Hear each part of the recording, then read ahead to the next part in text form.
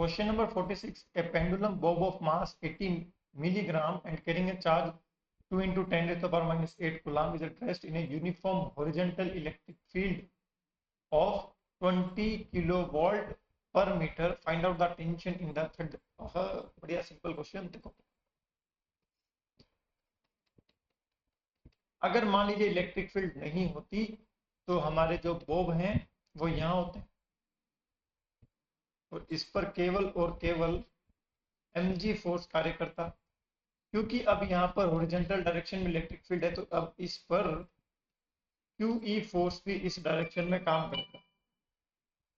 तो because of this what will happen, इसके कारण क्या होगा, ये हमारा जो बॉब है ये वर्टिकल के साथ इंक्लाइंड हो जाएगा और एक इक्विलिब्रियम पोजीशन पे आ जाएगा. So you can find out the equilibrium position also. मान लीजिए दिस एंगल इज थीटा, तो इस पर दो फोर्सेस लगेंगे. एक तो हो जाएगा ये Fe इलेक्ट्रिक फोर्स, एक हो जाएगा mg force due to gravity, और ये हो जाएगा टेंशन T. अब इस टेंशन T के दो कंपोनेंट हो सकते हैं, एक तो ये कंपोनेंट हो सकता है, एक ये कंपोनेंट हो सकता है. ठीक है, अगर ये एंगल थीटा है so this angle will be also theta, so this will be T cos theta and this will be T sin theta.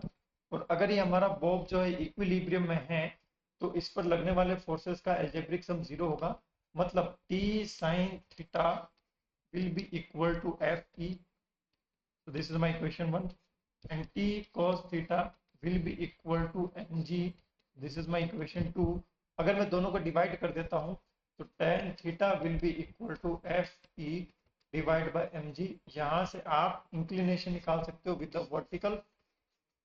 अगर दोनों इक्वेशन का मैं स्क्वायर करके ऐड कर देता हूं तो T square will be equal to Fe का square plus force due to gravity का स्क्वायर. अपने को अगर यहाँ से टेंशन पूछिए so this tension will be equal to root over of electric force का स्क्वायर. तो चार्ज दे रखा हो, इलेक्ट्रिक फील्ड दे रखा हो तो हम निकाल सकते हैं. चार्ज कितना है, 2 into 10 raise to the power minus 8.